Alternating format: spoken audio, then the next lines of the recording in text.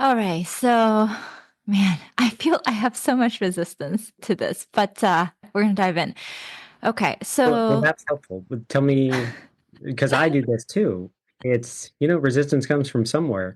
For me, the resistance is I'm worried that I'll say something wrong, frankly, or I'm worried that I'll say mm, something that next week will prove to be foolish or a red herring or a hmm false narrative or a false trap or a misunderstanding of what was put out to begin with. Because I'm one hmm person who's talking about hmm what I know the best. And so I think that's where it comes from for me. I don't yeah, know.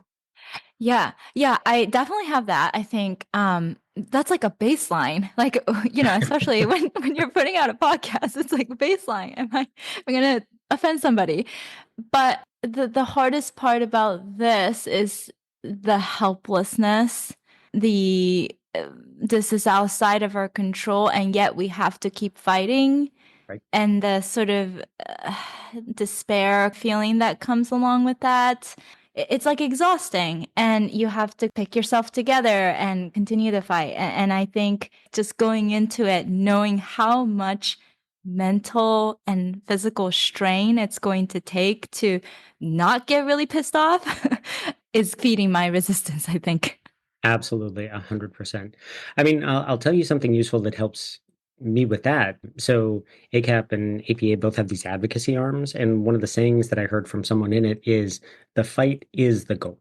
That if you focus on continuing the forward movement and the consistent pressure and the advocacy itself, that is the goal. If you focus too much on well, we worked on this for years and we met the legislator and the legislator is just not interested, or it's combined with a different project and this other project take precedence, and so ours was put off or ours was trashed and needs to be rewritten. Mhm. If your goal is let's get this law passed or changed, that can be so ephemeral or so Mhm.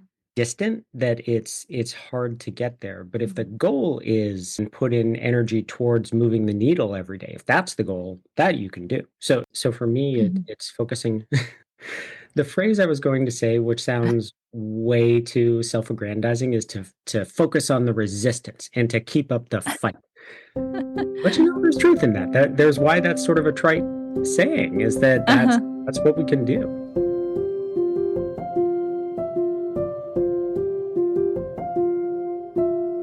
Welcome to the Good.Enough.Shrink podcast. We are your hosts, a child, adolescent, and adult psychiatrist practicing here in Los Angeles, California. And I'm Dr. Patrick Kelly. I am also a child, adolescent, and adult psychiatrist practicing in the Los Angeles area. We are on a mission to demystify child psychiatry and have conversations surrounding difficult topics on youth and adult mental health, but not without a little play along the way.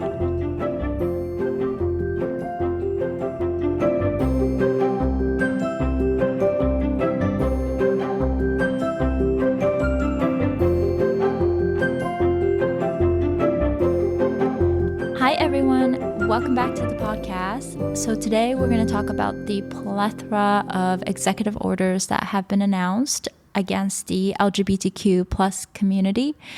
We are frustrated and distressed with you, and we're going to do our best. So let's jump right in. In Mm-hmm. disaster psychiatry in that world, it is still helpful to see your parents struggle and be successful and come out the other side. Like it's helpful to have a model of how to Yeah, face a problem you don't know the answer to and figure it out. And that's right. how I feel with this topic, that it's emerging so Mm, quickly. And we're supposed to be the child and adolescent psychiatrists. We're supposed to be the ones with this experience. I've been doing gender psychiatry for 12 years. I'm part of this is not bragging. This is just what I do. mm, I'm part of the mm-hmm, AGLP. I'm part of the SOGI committee at ACAP.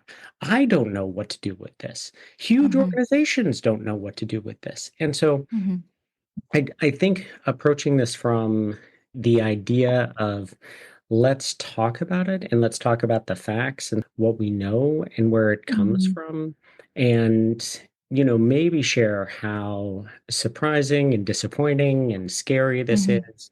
So this is not the let's talk about anxiety, like we're the experts, we've treated this, here's how you can help your kid with anxiety. This is more we're all figuring this out together, and right. this is sort of one point in time that is likely to change pretty rapidly, but here's what we know, what we're Mhm. thinking right now.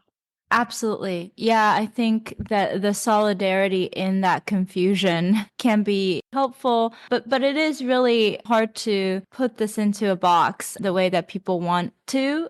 We struggle with that because it's inherently so fluid and changing, ever changing. Right. And what are our thoughts about it right now? How do we parse this? Hmm. Because I think that's another complex thing about these regulations that are coming out. Like, what is an executive order and how powerful really is that? And does Hmm. this mean that the laws have changed? No, this is not a law. This is it doesn't override state laws. It hasn't gone through the courts. And the language, when you first read it, protecting children, that's what we do. We protect children. But Hmm. then as you read more details, I mean, to say it bluntly, it's terrible. And Hmm. yeah, defunding the organizations that are literally supposed to help children. So Hmm. how do we sort of hold that together in our minds? And then what can we do if we're, frustrated and inflamed and angry and don't know where to turn and don't know what the future looks like? And how can we navigate that as providers, as parents, Hmm. and as patients? Hmm. The good side of it is that no person is alone in this, in trying to figure this out. And there are organizations and institutions that are looking into this. Hmm. And I think part Hmm. of this is getting facts and figuring out an action plan and figuring out what you can do and dealing with the distress yourself and understanding there are some things you as a single individual cannot change. You can't change this. There are people who are dedicated to that. And so, Hmm. it's like anything else in the news. At a certain point, you have to allow yourself to get some distance from it and live your life and not let it take over everything. That's not saying Yeah. don't care about it. That's where I struggle a little bit, but Yeah. there has to be a separation. Yeah. Separation and a dialectic Yes. there. All about the Yeah. dialect. Yeah. But totally, I think it's so important to be able to unplug during these times. It's like, in the airplane, the safety rules about helping yourself breathe first before you help your child. It's the same thing where if you're starting to feel extremely affected by this and unable to function, to be able to separate and unplug and care for yourself, I think it's very important. And so I guess if you're still with us at this point, the warning is that we want to talk about the specifics and the facts. So if it's not a time to plug into this, unplug and take a walk, go somewhere else. But yeah, I think there's a time and a place to listen to something like this because sometimes it's too much. Sometimes you have to turn off your phone and then live your life. And I think that stands for paying attention to yourself. And if we bring up something or you're Mhm. listening to something else or watching something else and you have a strong emotional reaction, sometimes that's a sign that it's important to you and it's good to stay with. But it is totally okay to hit pause at any point and take a break, Mhm. get perspective, and come back to it. Yeah, exactly. It's the power in the process. Yeah. And to validate that this is tough. Mhm. And Mhm. this is You know, I don't know. I can't read people's minds. I've been trying for years and I'm still not very good at it. But the way some of these executive orders are written and the language that's in them, it's almost meant to piss people off. That's Yep. almost part of the goal is Yep. to either distract or inflame. And I mean, that's another classic legal thing or debate Mhm. thing is if you can get the Mhm. other person angry, you're winning because they're off the Mm. game. So Mm. part of me thinks that that's almost by design to get people flustered. I don't know. That helps me probably because I have a little antagonistic side to myself. That helps me remain calm. If you want me Yeah. to be upset, you'll see how calm I can get. Yeah. No, that's great. That's really helpful actually to not fall into that trap that they're setting up. And also they can then come in and save people, right? That's Mhm. the what the aim is. Yeah. So this has made me really look into the legal situation of Mhm. everything, which is an interesting part of this. So, people may know that executive orders by the president cannot override federal laws and statutes. And so, the Constitution has a set of checks and balances in it so that no one branch of the government is more powerful than the other. So, you look at Congress and then you look at the judicial system, and these are kind of ways that you can balance out the power. That's what our country is founded upon. So, Congress, they can enact a law that reverses what the president has done, provided that Congress has the constitutional authority to legislate on that issue.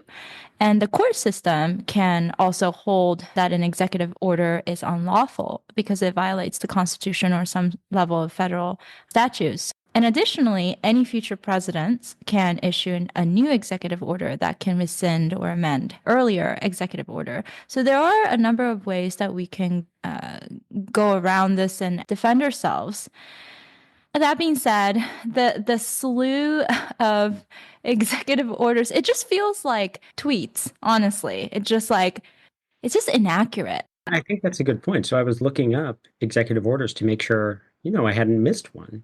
And the webpage, the White House executive order page. So since the inauguration, and each page has maybe like 10, 15 executive orders, 9 pages I had to scroll through just since that time. So it Yeah. is. It's like trying to drink from a fire hose. It's just such a flood of new information. And that, yeah, it's like tweets. It makes me, I don't want to jump to conclusions, but it makes me wonder if a lot of this is built for a specific purpose to overwhelm and distract from something else. I Mhm. don't know what that could be, but yeah, it's so hard to even keep up. Right. The first thing was that a lot of the information and resources on the government websites for the LGBTQ community was removed, just wiped out. And then it spiraled into saying that transgender women have to be removed from women's prisons and sent to men's prisons. And in public places, trans people cannot go to the bathrooms that they want to go into.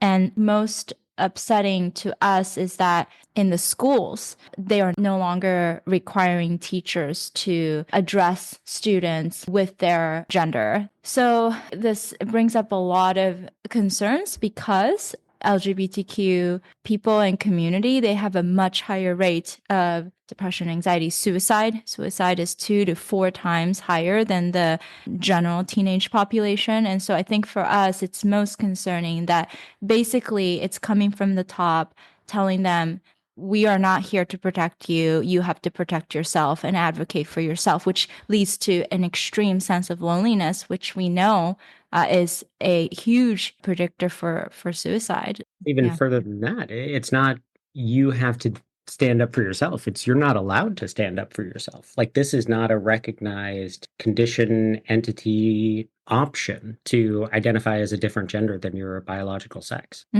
Right. So I think it's more than just removing the teachers. It's taking those ostensibly trusted individuals. Back in the, again, dating myself, but back in the day, they used to say, if you're ever in trouble, go to a police officer or a teacher, right? A Mhm. trusted adult. And this is taking those Mhm. trusted adults and saying they'll snitch on you. They'll Mhm. talk about this to your parents. You have no protection. So just don't bring it up. Don't even think Mhm. about Mhm. Recently, he also made an order about athletes, so it. trans athletes not being able to participate. And of course, from a healthcare perspective, they are trying to cut off government funding and government health insurance coverage for gender affirming care for minors under 19. So there's been a lot of talks about in the hospitals about what to do. There's a lot of confusion, and therefore there's a lot of holding back on action and that sort of paralysis that we are experiencing as a community. So there is a lot of ways that people are fighting this. There are families that are filing lawsuits against the Trump administration, and the lawsuit essentially most recently was filed in the District Court of Maryland, and it stated that the judge blocked the executive orders because it argued that it was illegal and unconstitutional for the president to hold authority over funds that have been previously approved by Congress. So this is something Congress has already said yes to, and you cannot override that. And then the other side, of course, is the discrimination against them based on sex. And so what I'm taking away from this is that these big systems are not able to help you, but you can always talk to an attorney. You can always talk to a lawyer, and it's case by case, and you can always argue your case if there is enough evidence for the discrimination. And so I think it is unfortunately individual based, but there is assistance and there's hope there. And there are free helplines, just like there's a suicide line, a mental health helpline. There are free legal lines for legal advice. So Mhm. Lambda Law has one, California State Bar has one. If you Mhm. happen to live in California, ACLU. So there are resources. If it feels like a barrier to hire a lawyer, there are places to just call and get some free expert help and advice. Exactly. Yeah.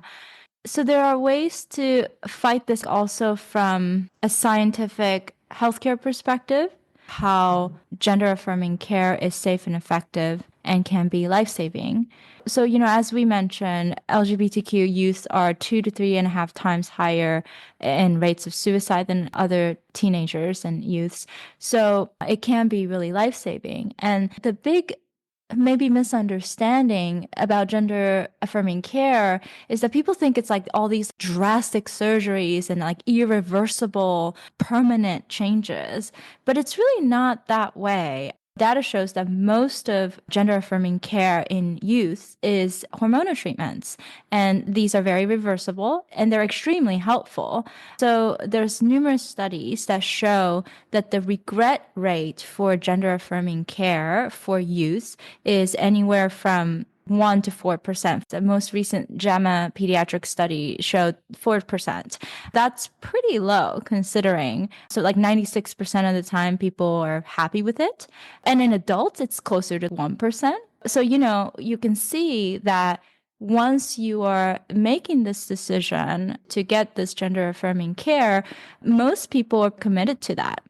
A really good point that sometimes I forget about, that the initial stages of gender affirming care are actually very in line with the medical ethics of do no harm and give more time and don't change and slow things down. So they're really hormone blockers and puberty blockers. So essentially, as you're going through puberty, your body is changing. Your body is the one moving forward with this transition into adulthood while you're going through this process of trying to discover your gender. And so, really, the way the medications work is it just slows everything down and gives you more time to figure that out. And you can stop those at any point, and puberty just continues as it would be expected to. It's actually the opposite of this aggressive surgical intervention that is permanent and irreversible. Exactly. This is the core of our field is to slow things down and ask about it. And I think it also allows the families to come together and talk about what is going on with your child. And I think in, family systems theory and therapy, this is the thing that comes up, right? Like if there is one child that's having a tough time and everybody else in the family is just status quo, that's a sort of manifestation of an issue in the family dynamic. And so if that child is really harped on gender affirming care and you slow it down enough, there's a lot of other things that come up within the family that is concentrated on this child being the sick one or the one that has the issue. But it's really a manifestation of all of the different relational dynamics in the family. That being said, there are still very much gender dysphoria and gender identity issues at play that we can't ignore. But I think the slowing down and assessing and reassessing does allow for the youth and the families to really examine the child's environment and what's impacting the child's mood. So I think also as child psychiatrists, we want to address how gender dysphoria is diagnosed because I think that point is also not really understood. Of course, there's the interview with the child asking about the desires and the needs of how they feel in their body and how they feel about their gender. But there's also a timeline for this. We require 6 months of persistent and insistent symptoms of dysphoria. And this has to be associated with clinically significant distress or impairment in social, school, or other important areas of functioning. So it's not like a kid can come in and just say, I want to change my gender. There is a lot of exploration, investigating the level of distress. That's something to really highlight, because if a kid is kind of wishy-washy, back and forth, not consistent about it, we would slow it down even more. But if there's really persistent and consistent insistence for 6 months, then we're seriously considering. So there's steps to this diagnosis. Yeah, so we talked about the court system, we talked about the science and the healthcare side of things, and then of course there's community. Sometimes it feels like it's the only thing we have is the solidarity here. We have a number of organizations, the American Psychiatric Association. As soon as Trump became president, they released a series of bipartisan policy recommendations to improve access to mental health care. Especially, I think they were focusing on substance abuse issues. ACAP, also the American Academy of Child and Adolescent Psychiatry, made a statement about the commitment to youth amidst the executive order changes. And so we have these professional organizations, and then there are also organizations tailored to non-professional groups. And so there's the Trevor Project, which is really well known. There's also NAMI, a nationwide program. Yeah, and so WPATH is the international sort of hallmark organization for transgender care for adults and kids. And they set the guidelines on a regular basis that pretty much everyone follows, from surgeons to endocrinologists. And they put out a statement about this executive order in particular. But because they're an international organization, also comparing it to other standards across the world, and called the executive order disappointing. But this is a weird way to think about it, but I think have more context because they are an international organization.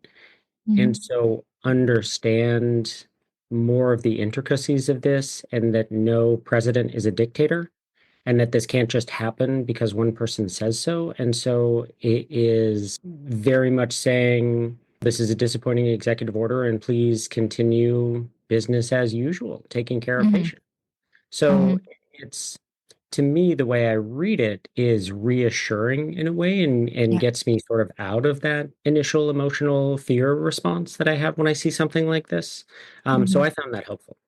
Yeah, that is really helpful. Actually, I didn't realize until recently, but the World Psychiatry Journal has the biggest impact factor I've ever seen. It's around 80. Wow, I didn't know Yeah. that. Yeah, I think there is a bigger community as you search further out into the world as well. So that's very reassuring and validating. I will have to say that part of why recently it's felt so busy is exactly some of these executive orders and the changes in the political scene that's been happening. I think there's so much fear, helplessness, and we really feel that kind of firsthand. And so we really wanted to put together something to give a sense of community. I think that's the biggest thing. You can get through anything if you're not feeling lonely. I think that's the biggest message of this.